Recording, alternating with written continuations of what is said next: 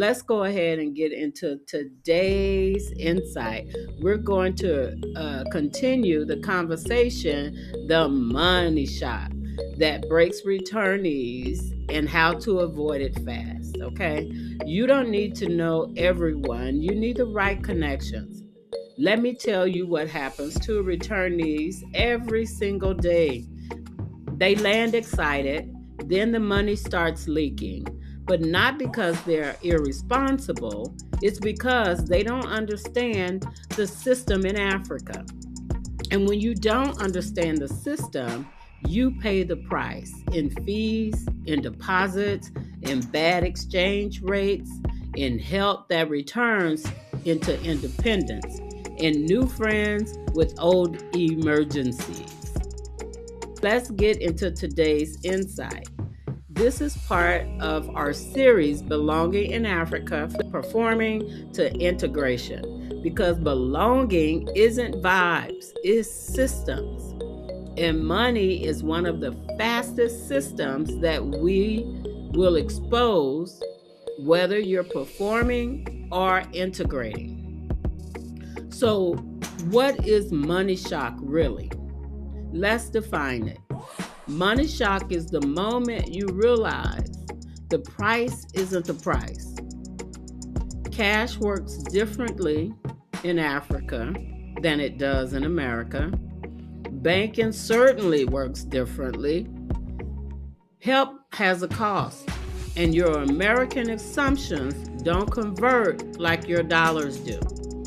Money shock is not just things cost more. It's how money moves, who touches it, how fast it disappears, what people expect, and what you didn't budget for. And here's the truth. Returnees who do well aren't always the richest.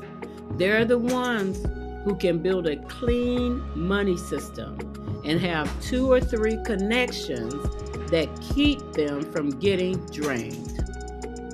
So why do returnees bleed money fast? We're going to talk about the 3 traps. Trap number 1, you budget for prices, not processes. You think rent, food, and transportation. Most of us do. I thought the same thing too. But you didn't budget for deposits, fees, furniture, setup costs, SIM cards, Wi-Fi installations, documents, facilitation, transport negotiation, and the first month tax of being new.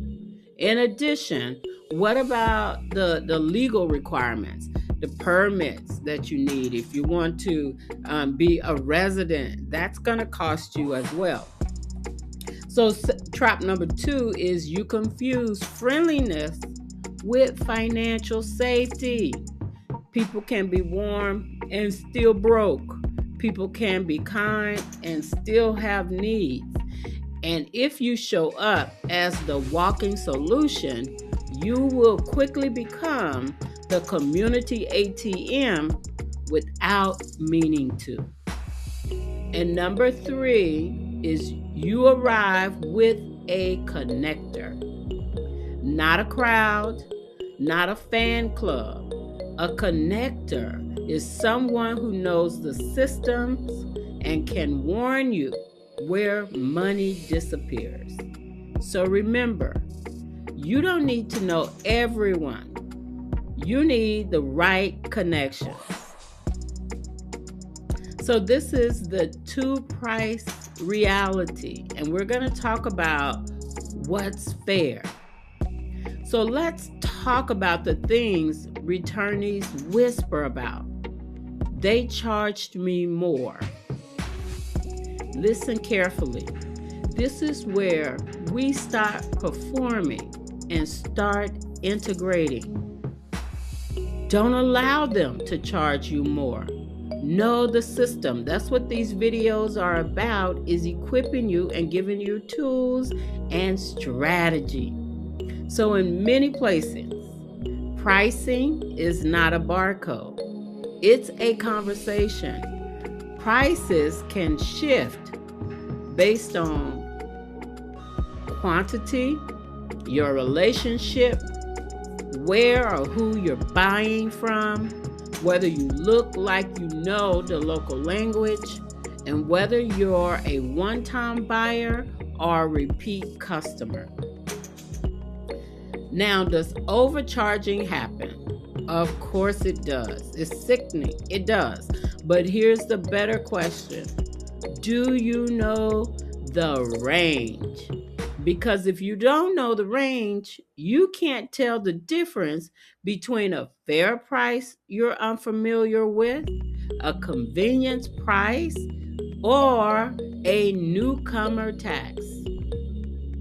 So this is some information I want to provide to you. Okay, so your number one goal is not to win every single negotiation.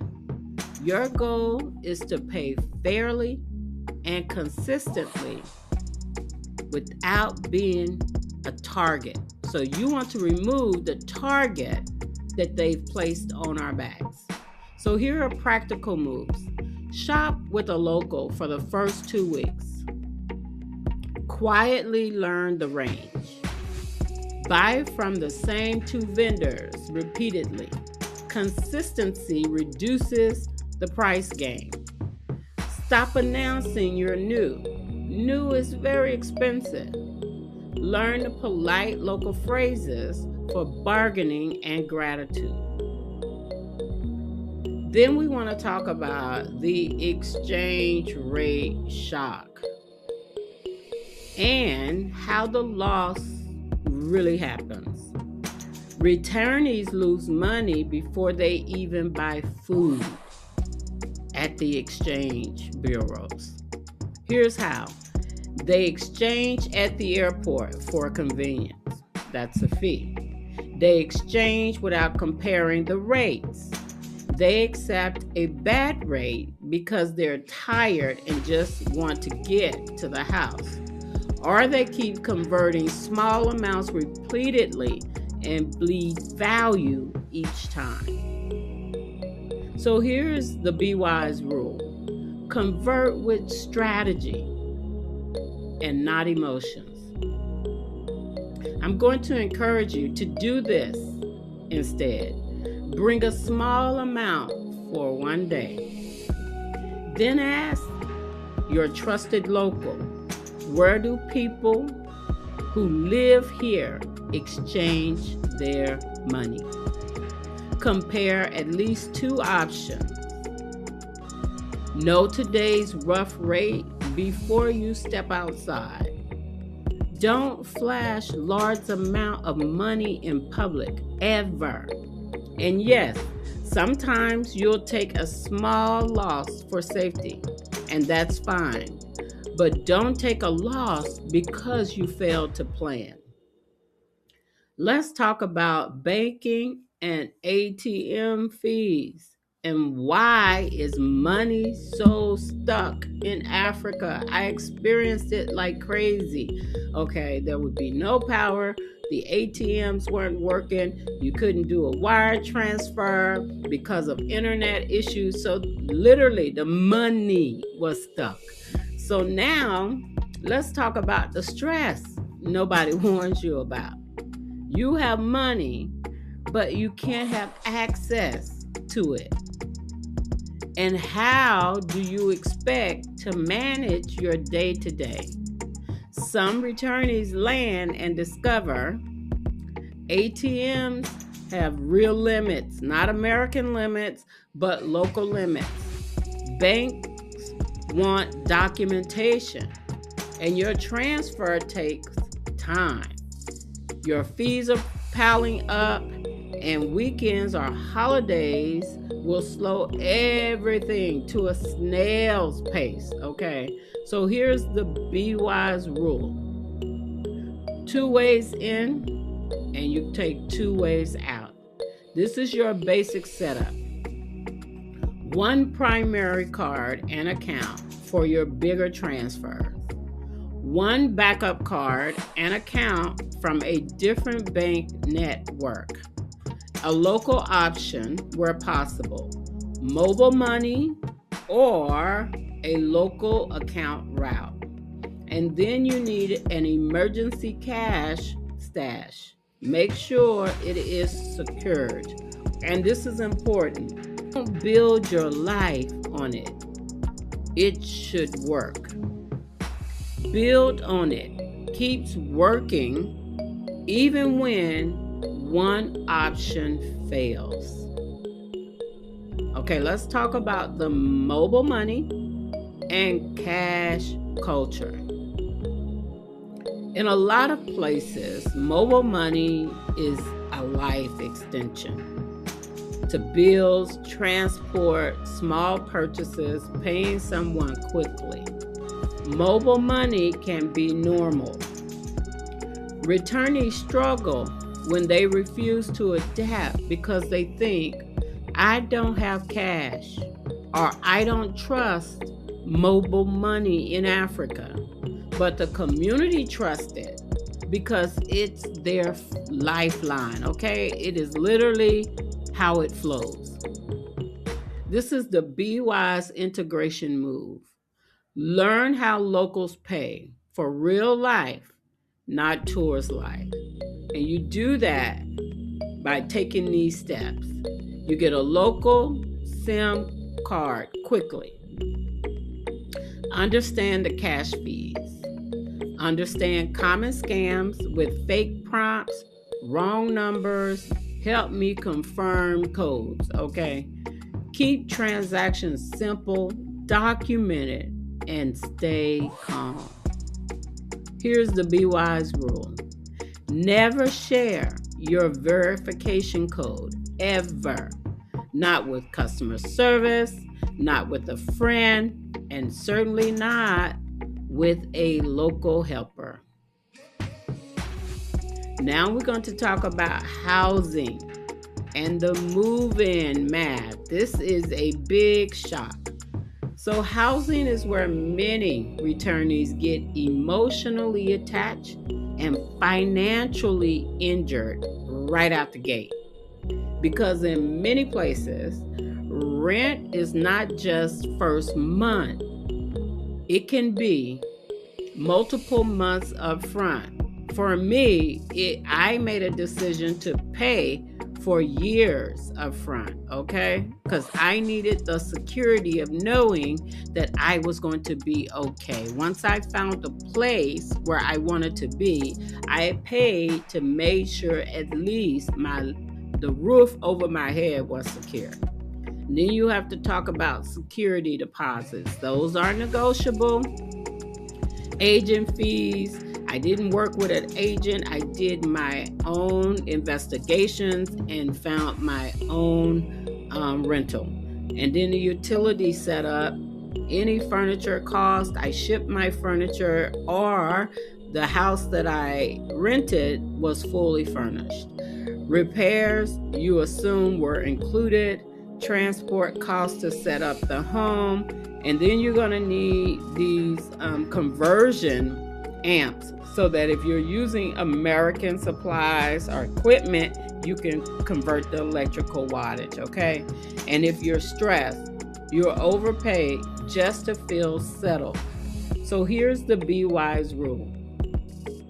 Never choose housing when you're in a panic or in a mindset of desperation.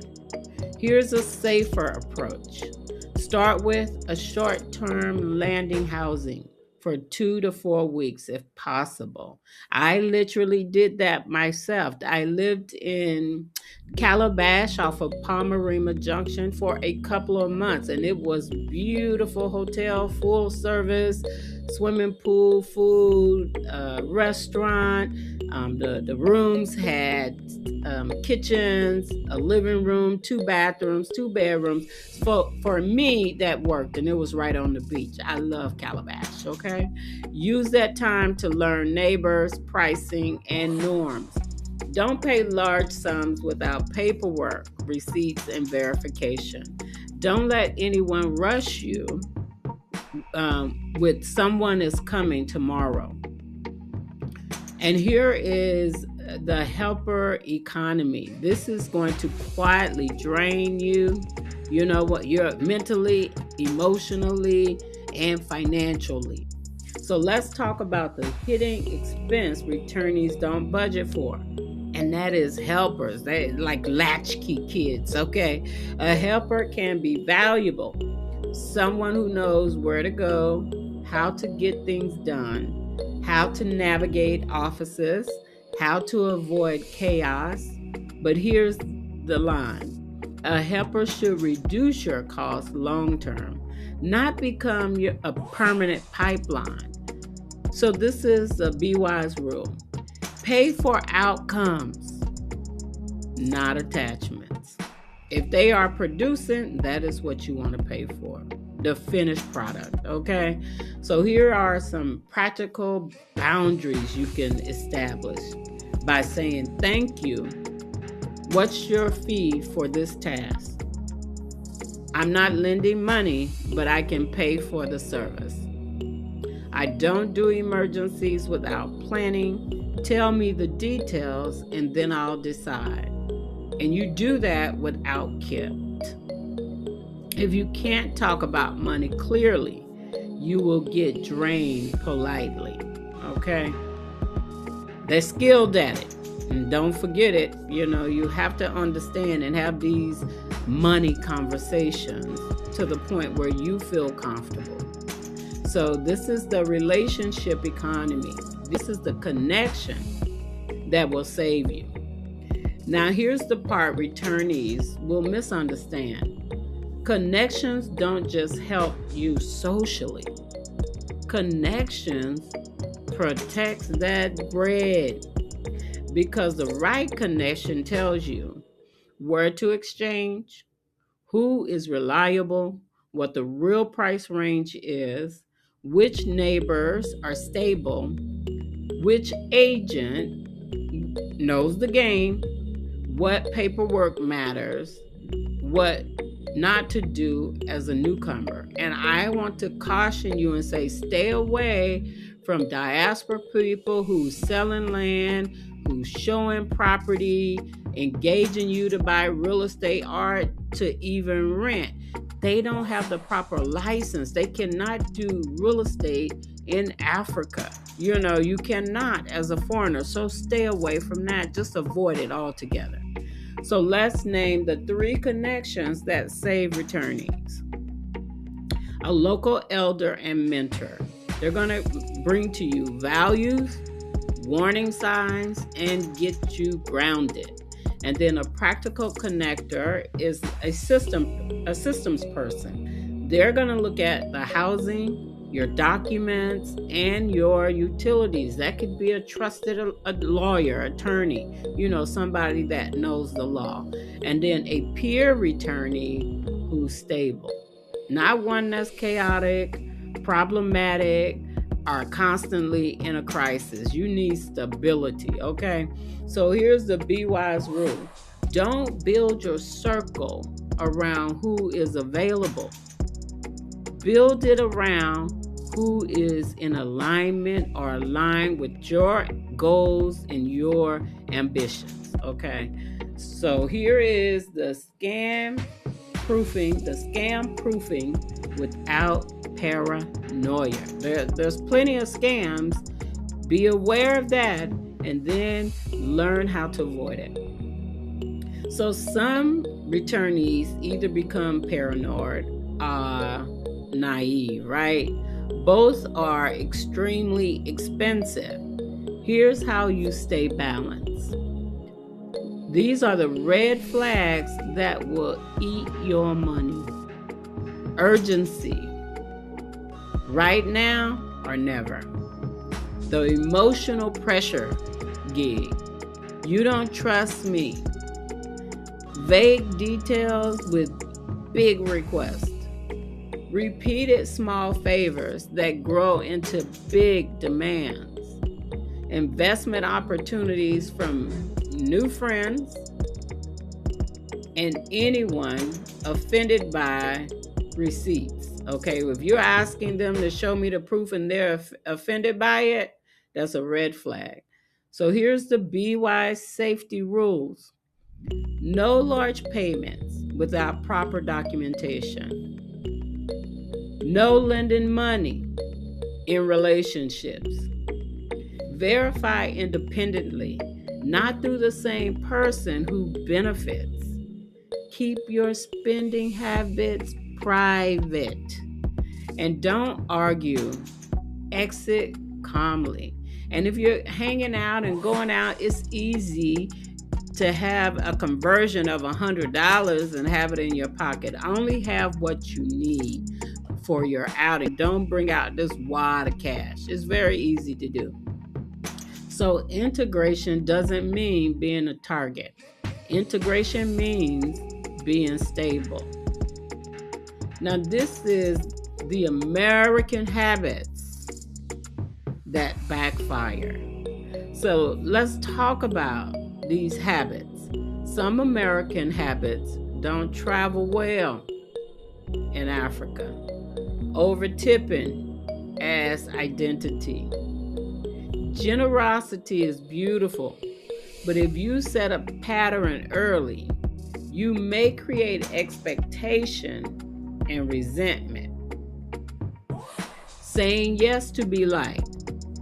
You will buy friendships, and then you'll resent the country instead of your lack of boundaries. Performing wealth to feel safe.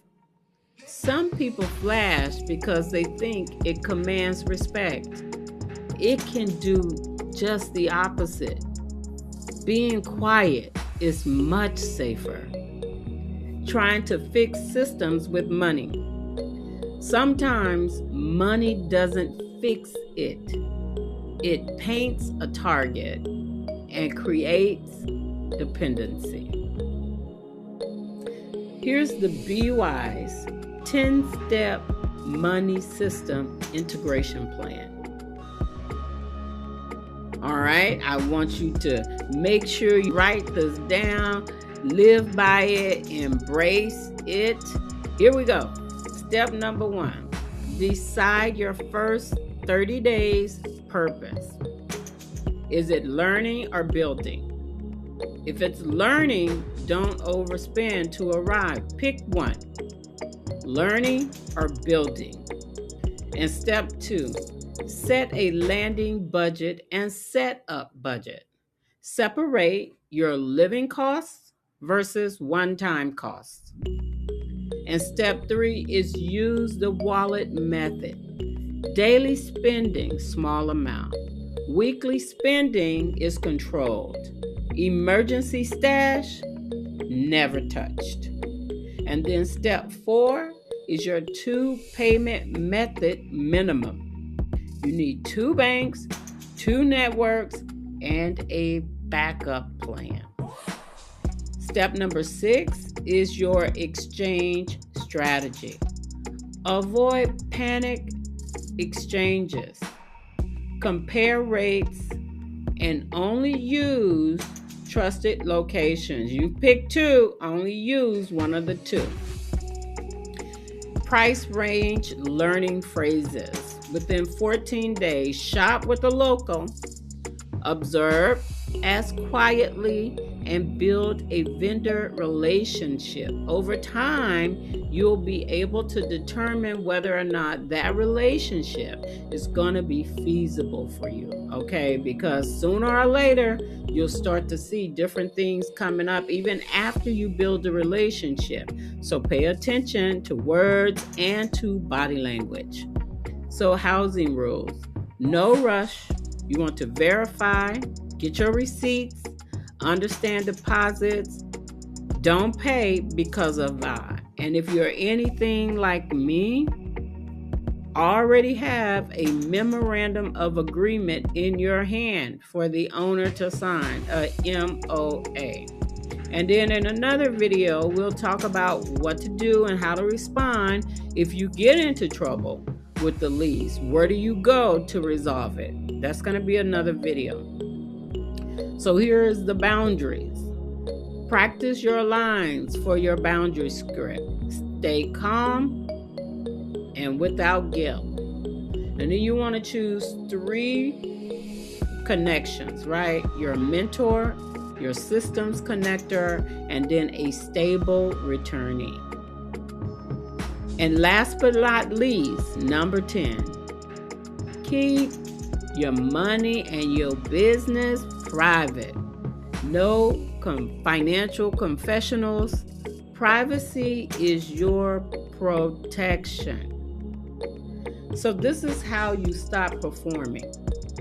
I moved to Africa and started integrating.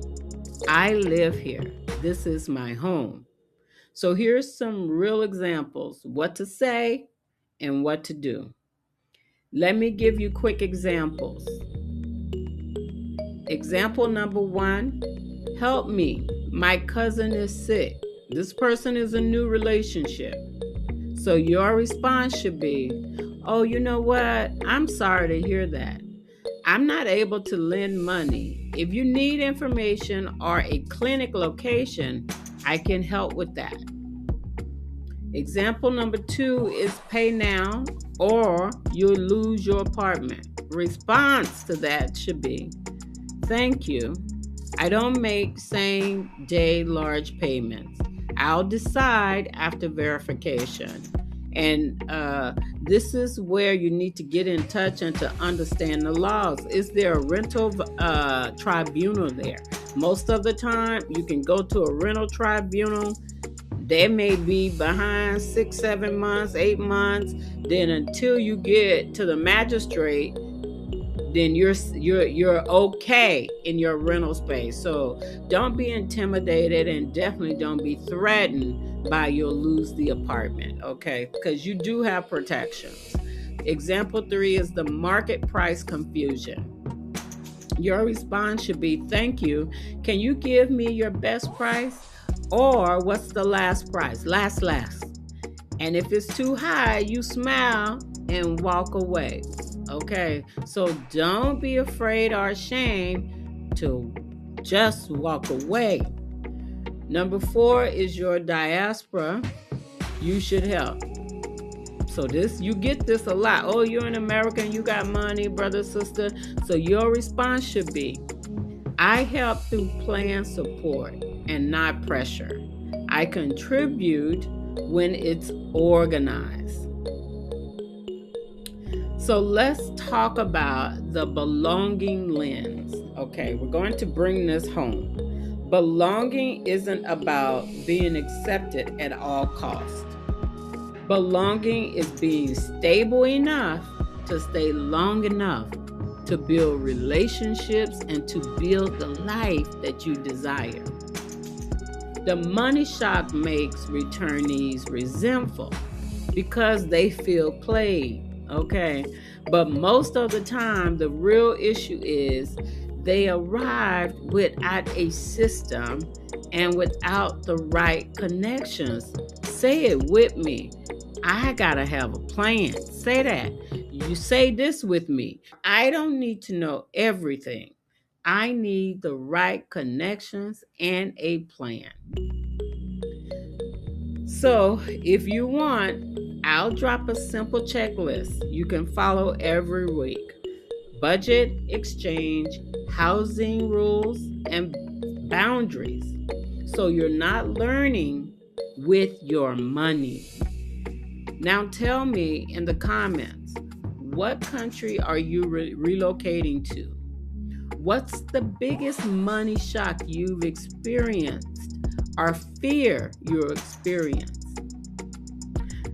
Beloved, if this has helped you, like the video, subscribe, and share it with one returnee who's about to learn this the hard way. You know, we have to be in it to win it, and we have to stick together. This whole migration, reintegration, this relocate or return to Africa requires connectivity and collaboration. So we are in it to win it. I'm in it to help you win it. So drop your country and your biggest money question in the comments, because we don't do guesswork over here. Stay grounded and build belonging the righteous way.